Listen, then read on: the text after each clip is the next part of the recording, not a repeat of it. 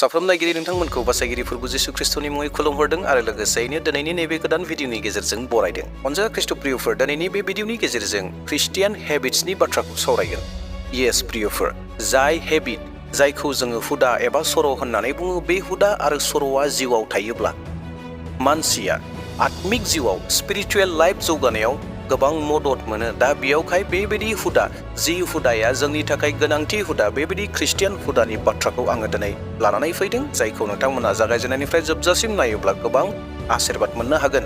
मा हुदाफोर जानो हागौ, जि हुदाफोरखौ जोङो सानफ्रोमबो सर' खालामोब्ला, सानफ्रोमबो जोङो मावोब्ला आत्मिक जिउआ जोंहा जौगालांबाय थागोन। दा बेवहाय भिडिअखौ जोबजासिम नायगोन आरो लोगोसेयैनो नोंथाङा जुदि आंनि चेनेलाव दिनैसो गोदान फैदोंब्ला चेनेलखौ साबस्क्राइब खालामना लागोन, जेन नोंथाङा बेबायदिनो सोमोनांथाव इसोरनि बोसोनफोरखौ मोनबाय थानो हायो। आरो लोगोसे नोंथाङा जुदि भिडिअखौ मोजां मोनदोंब्ला शेयार खालामगोन, जेन गुबुनाबो मोनथियो। आरो लोगोसेयैनो नोंथाङा मोनसे लाइक होगोन। नोंथांनि लाइक होनाया आंखौ गोबां मटिभेट खालामो गोदान भिडिअ लाबोनो थाखाय। दे अब्ला समखौ आद्रि खालामाब्लानो थोंजोङैनो सावरायनांगौ बाथ्रा फारसे जों आवगायलांदोनि।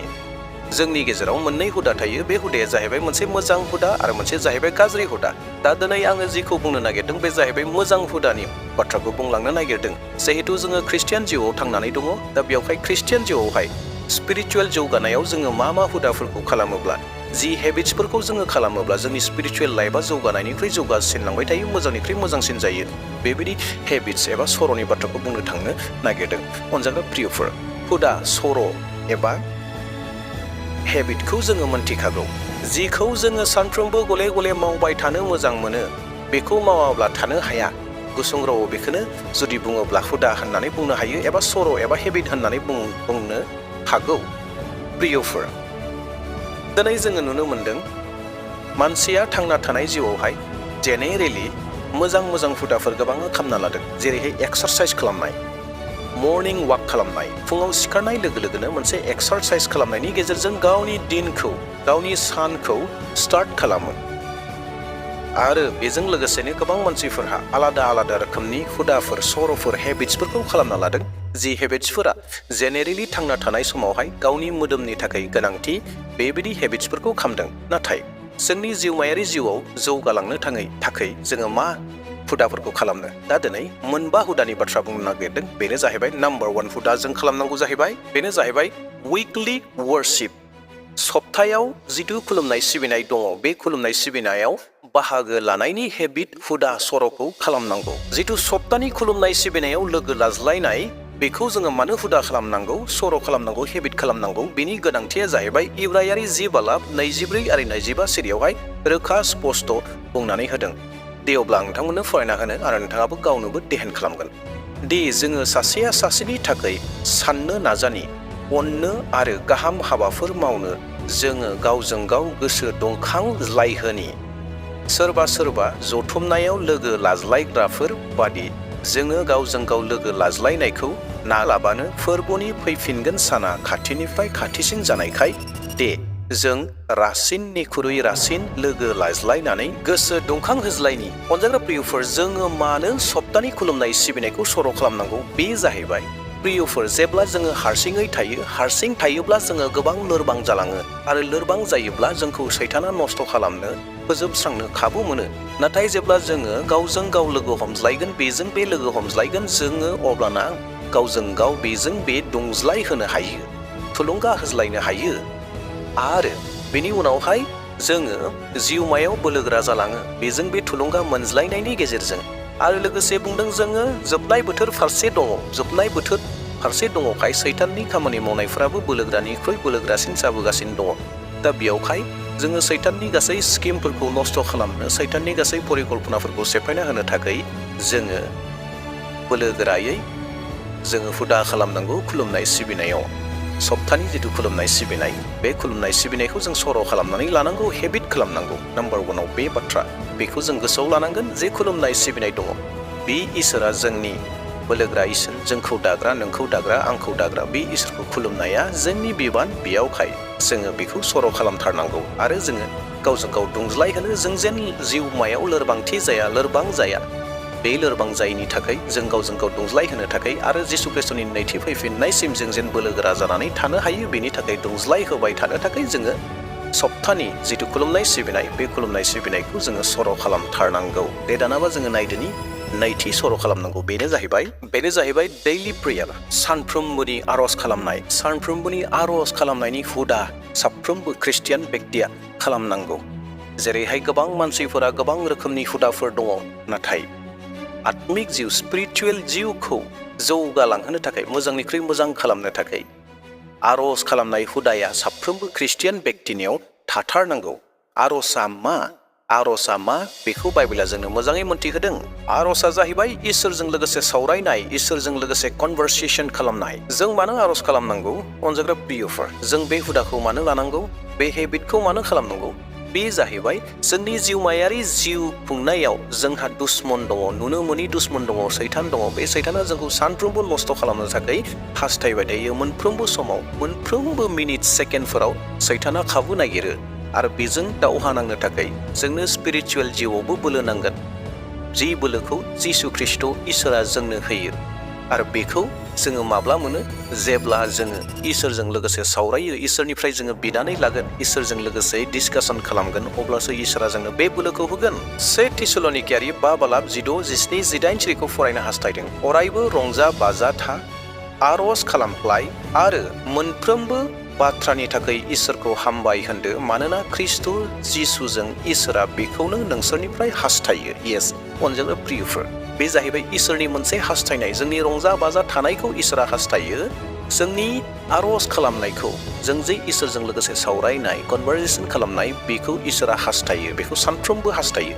इसोरा जिहेतु जोंखौ सासे आर'ज खालामग्रा बेक्ति जानायखौ हास्थायो, बेयावहाय जोङो बेखौ हेबिट, हुदा खालामनांगौ। बेखौ हुदा खालामोब्ला जोंनि स्पिरिचुवेल जिउआवहाय जोङो जौगालांबाय थानो खाबु मोनो।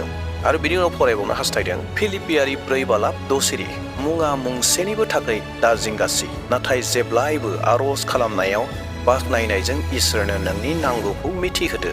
अनजाग्रा प्रियफोर, जोंनि गोनांथि जानायखौ जिसु ख्रिस्ट'नो मोनथिहोनायनि राहा लामाया जाहैबाय आर'जनि गेजेरजों जोङो इसोरनो गावनि गोनांथि जानायफोरखौ गासैखौबो मोनथिहोनो हायो। जेरै सासे गथ'आ गावनि गोनांथिखौ बिमा बिफानिफ्राय बिनानै लायो, थिग बेबायदिनो जोंबो जिहेतु इसोरनि गथ'फोर, जोंबो इसोरनि फिसाफोर, दा बेवहाय जोंनि नांगौफोरखौ इसोरनिफ्राय बिनो थाखाय, इसोरनो मोनथिहोनो थाखाय जोङो सानफ्रोमबो आर'ज खालामनांगौ आरो बेखौ हुदा खालामनांगौ। दे अब्ला थामथि हुदाखौ जों नायदोनि। बे बाथ्रायानो जाहैबाय दैलि स्क्रिपचार रिडिं, सानफ्रोमबो इसोरनि बोसोनखौ फरायनाय, सानफ्रोमबो इसोरनि बोसोनखौ देहेन खालामनाय। बेखौ जोङो जिउआव हुदा खालामनांगौ। अनजाग्रा प्रियफोर, इसोरा जोंनो लागै मोनसे मेनुवेल होनानै दोनदों। जेरैहाय जोङो बबेबा रेस्टुरेन्टाव थाङोब्ला नोंथाङा मा जागोन बेनि थाखाय टेबोलावहाय मोनसे मेनुवेल, मोनसे कागज थायो, पेपार थायो आरो बेयावहाय लिरनानै दोनजोबनाय थायो बेसेबां थाखा, बेसेबां रां, नोङो माखौ जानो लुबैदों बेबायदि अर्डार खालामोब्लानो मेनुवेलि बियो सफैयो। नोंथाङा माखौ जानो हास्थायदों बेखौ बुंनाय लोगो लोगोनो, बेखौ नायनानै बुंनाय लोगो लोगोनो गासैबो अर्डारा सफैजोबगोन। बे जाहैबाय हटेलनि एबा बबेबा रेस्टुरेन्टनि मेनुवेल। नाथाय जोंनि जिउआव जोङो बोरै थांनानै थानांगौ, जोङो बबेखौ जानांगौ, बबेखौ लोंनांगौ, जोङो माबायदि थाबायनांगौ, जोङो माबायदि गाननांगौ जोमनांगौ, जोंनि बाथ्रा बुंनायफोरा माबायदि जानांगौ, जों बबे लामाथिं थांनांगौ, फंफ्रोमबो बाथ्राफोरखौ इसोरा जोंनो बाइबेलनि गेजेरजों होनानै दोनखाजोबदों। जेब्ला सासे बेक्तिया बाइबेल फरायनायखौ, बाइबेल देहेन खालामनायखौ जिउआव हेबिट खालामगोन, हुदा खालामगोन, सर' खालामगोन, अब्लाना सानफ्रोमबो मोनफ्रोमबो बाथ्राफोरखौ जोङो मोननो हागोन। अनजाग्रा प्रियफोर, हसियानि 4:6 ओरैहाय बुंदों, जेरावहाय इसोरनि गियान गैयिनि थाखाय, इसोरनि बाथ्राखौ मोनथिनि थाखाय आंनि फोरजाफोरा, आंनि सुबुंफोरा, आंनि फोथायारिफोरा गोबांफोरानो आन्दायलांजोब्बाय होननानै बुंदों। दा बेयावहाय प्रियफोर, दिनै गोबां मानसिफोरा थारैनो इसोरनि बोसोनखौ मोनथिनि थाखायनो गोबां रोखोमनि आन्दायलांदों, आनज्रायनानै दङ, बहाबा गालेन बायनानै दङ। दा बेयावहाय इसोरनि बोसोन जिथु फरायनाय, देहेन खालामनाय, बेखौ जोङो सर' खालामनांगौ। सानफ्रोमबो फरायनाय, नोंथाङा फुंनि समाव लानो हागौ, मोनानि समाव लानो हागौ, सानजौफुनि समाव लानो हागौ, नाथाय सर' खालामनांगौ, मोनसे सम लानांगौ। बै सम बायदियै नोंथाङा इसोरनि बोसोनखौ देहेन खालामनांगौ। बेयावखायनो 2 तिमथिनि 3:16 ओरैहाय बुंदों, शास्त्रा इसोरनिफ्राय जाबाय, नंगौखौ फोरोंनाय, जायिखौ रायनाय, गोरोन्थि मावनायखौ फोसाबनाय आरो धोरोमाव लुखांनायनि थाखाय बियो गोनांथार। अब्लासो बे इसोरनि मानसिया मोनफ्रोमबो गाहाम हाबानि थाखाय थामथिम खालामजाखानाय जागोन। प्रेज द लर्ड। प्रियफोर, जोङो इसोरनि बोसोनखौ देहेन खालामग्रा, फरायग्रा, सानफ्रोमबो सर' खालामनांगौ। दे दानाबा जोङो थांदोनि ब्रैथि बाथ्रायाव बेनो जाहैबाय रेगुलार गिभिं होबाय थाग्रा सासे होग्रा बेक्ति जानाय दान होग्रा बेक्ति जानाय जेरावहाय इसोरनि बोसोना ओरैहाय बुंदों 1 तिमथि 6:17-19 सिरि बे संसाराव गोनां गेदेरफोरखौ होनदो बिसोरो दुगा दाजाथों बिसोरो दान्दिसेल' थानाय धोननि सायाव बरसा खालामालाबानो इसोरनि सायाव बरसा खालामथों रंजानो थाखाय इसोरानो जोंनो गासैखौबो ओरैनो होयो मोजां मावनो गाहाम हाबाफोराव धोनि जानो गोसो खुसि गावनि धोन सम्पथिखौ गुबुनफोरजों रानज्लायनो धोनिफोरखौ थोनदो बेबादि मावनायजों बिसोरो गावसोरनि थाखाय धोनखौ बुथुमनाय जागोन आरो उननि थाखाय बे बिसोरनि मोनसे गोगोम बिथा जागोन आरो बिसोरो नंथारगौ गोथांखौ मोनगोन अनजाग्रा खृष्टान प्रियफोर इसोरा जोंनो लागै बे गासै धोनफोरखौ रंजानो थाखाय होदों येस रंजानो थाखाय आरो गुबुनखौ हेफाजाब होनो थाखाय जोंनो लागै बे गासै धोन सम्पथिफोरखौ होबाय नाथाय अनजाग्रा प्रियफोर जों जुदि गुबुननो होनो थाखाय गावनियाव थानाय धोन दौलतफोरखौ जुदि जोङो गुबुनखौ जुदि हेफाजाब होनायखौ जोङो सर' खालामाब्ला जों सोलोङाब्ला जोंहा गोरोन्थि जागोन दा बेयावखायनो जों बेखौबो हुदा खालामनांगौ सर' खालामनांगौ हेबिट खालामनांगौ गुबुननो लागै होनायखौ मानोना बेखौ खालामनाया मा जायोनो जोङो सोरगोनि धोनखौसो बुथुमनाय जायो होननानै इसोरनि बोसोना जोंखौ स्पष्ट खालामदों जोंनो बबेखौ नांगौ अरायनि सुख सान्तिनि धोनखौ नांगौ आरो बे अरायनि सुख सान्तिया बहा दङ सोरगो रायजोआव जेब्ला जोङो बुहुमाव जोंनि धोन दौलतफोरखौ जोङो गुबुननो गैयैफोरखौ जोङो हेफाजाब होगोन जोंनियाव थानायफोरखौ जोङो रानज्लायगोन अब्लाना जोङो सोरगो रायजोनि धोनखौ बुथुमनाय जायो दा बेयावहाय जोङो गोबां गोनांथिथार जोंनो लागै बियो दा बेयावहाय जोङो बेखौ हेबिट खालामनि गुबुनखौ हेफाजाब होनाय आंनियाव थानाय जि दङ बे थानायजोंनो जोङो हेफाजाब होनायखौ जोङो सर' खालामनि दे दानाबा जोबथा बाथिखौ नायदोनि बे जाहैबाय शेयारिं योर फेथ बेनो जाहैबाय फोथायनायखौ गुबुननोबो रानज्लायनाय अनजाग्रा प्रियफोर बे जाहैबाय जिसु ख्रिस्ट'खौ मोननायनि उनाव नोंथाङा जिसु ख्रिस्ट'नि अनुभबखौ मोनदांनो हादों जिसु ख्रिस्ट'नि अननायखौ मोननानै नोंथांनि जिउआव सोलायनाया फैदों नोंथांनि जिउआवहाय गोजोननाया फैदों सुख सान्तिया फैदों जिसु ख्रिस्ट'खौ मोननायनि उनाव नोंथाङा जि अनुभबफोरखौ मोननो हाबाय प्रियफोर जिसु ख्रिस्ट'नि सायाव नोंहा जि फोथायनायफोर दङ बे फोथायनायखौ नोङो गुबुननोबो शेयार खालामनोबो गुबुननोबो बुंनो गुबुननोबो मोन्थिहोनो थाखाय अरायबोनि थाखाय थामथिम जानांगौ बेखौ मोनसे सर' खालामनांगौ नोंथाङा जेरावनो खाबु मोनो नोंथांनि फोथायनायखौ गुबुननो लागै बुंनो थाखाय सर' खालामनानै लानांगौ गोबां ख्रिस्टियानफोर दङ जोनोमनिफ्रायनो ख्रिस्टियान जाबोनायफोर दङ नाथाय दासिमबो शेयारिं योर फेथखौ मावनो हायाखै गावनि फोथायनायखौ गुबुननो फोरोंनो रोङाखै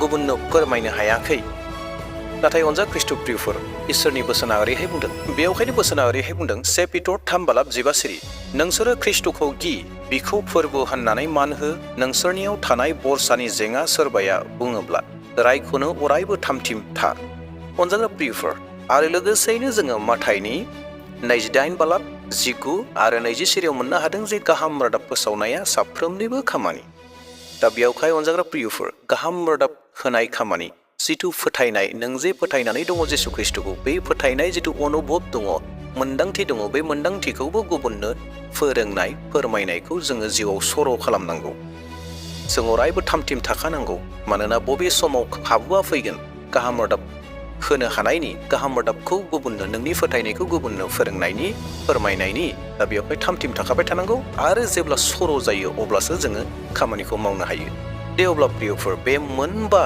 जिथु बाथ्राफोर बे मोनबा बाथ्राखौ नोंथाङा जिउआव सर' खालामोब्ला नोंथांनि आत्मिक जिउआवबो बोलोगोरानिख्रुइ बोलोगोरासिन जागोन दा बेवहाय आसा खालामदों नोंथांमोना बे मोनबा सर'खौ जिउआव खालामगोन हेबिटखौ मावबाय थागोन सेथियाव बुंदोंमोन उइकलि वर्शिप नैथियाव बुंदोंमोन डेइलि प्रेयार थामथियाव बुंदोंमोन डेइलि स्क्रिप्चार रिडिं ब्रैथियाव बुंदोंमोन रेगुलार गिभिं आरो बाथियाव बुंदोंमोन शेयारिं योर फेथ दे अब्ला प्रियफोर नोंथांमोना बे भिडिअखौ नायनायनि गेजेरजों एसेब्लाबो माबा मोनसे आशीर्बाद मोन्दों आइडिया मोन्दों आरो नोंथाङा भिडिअखौ मोजां मोनदोंब्ला गुबुननो शेयार खालामगोन दे अब्ला इयुननि समाव फैफिनबावसिगोन प्रेज द लर्ड हालेलुया जै मसीह होननानै आंनि भिडिअखौ बेसेबां दोनथ'बाय थेंक इउ